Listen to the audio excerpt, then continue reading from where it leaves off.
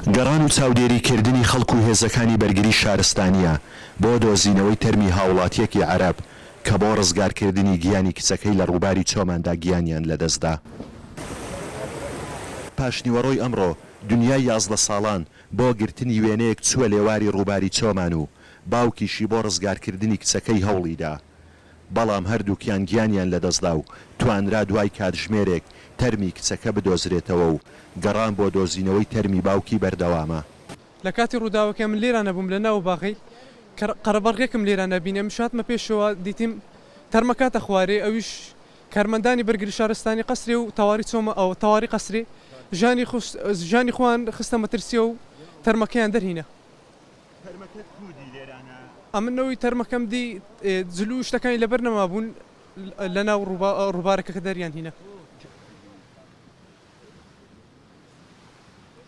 خنکانی ئەم کچ و باوکە لە ڕووباری چۆمان یەکەم ڕووداوی خنکان نییە لە سنوورەکە ڕوویدا بێت، ساڵانە ڕووداوی هاوشێوە دووبارە دەبنەوە. جاری یەکەم نییە و ڕووباری لەو شوێ بخۆوە بینێت هەڵبەتە وەرزی گەشت و گوزارە لە منتقی باڵەکایەتی و لەو وەرزەدا بەتایبەت بەو پێی بەفری چاکانی باڵەکایەتی ئەتوێتەوە ڕووبارەکان ئاستی ئاویان تێدا بەرزە بێت ئەو گەشتیارانەی ناشارەزان و هەڵە ئەکەن لە لێوار ڕووبارەکان بەتایبەت لە کاتی گرتنی وێنەدا دووچاری ڕووداوی لەو شوێ ئەبنەوە لە ساڵان ڕابردووش ڕووداوی هاوشێوە هەبووە تەمەناکەین ئێمە وەکو خەڵکی سنوورەکە گەشتیاران هەڵی لەو شێوە نەکەن لەوەی ناوبانجی گەشت و گوزاری ئەو سنوورە بە جوانی بمینێتەوە و چی دیکە ڕووداوی دڵتەزێنی هاوشەوی ئەو ڕووداوە لێرە نەبینینەوە.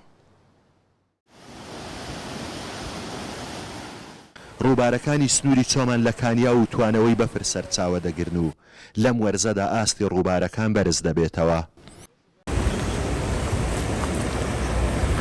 جاری یەکەم نیە ئەم ڕووبارە ڕووداوی لەم شێوەیە بەخۆیەوە دەبینێت.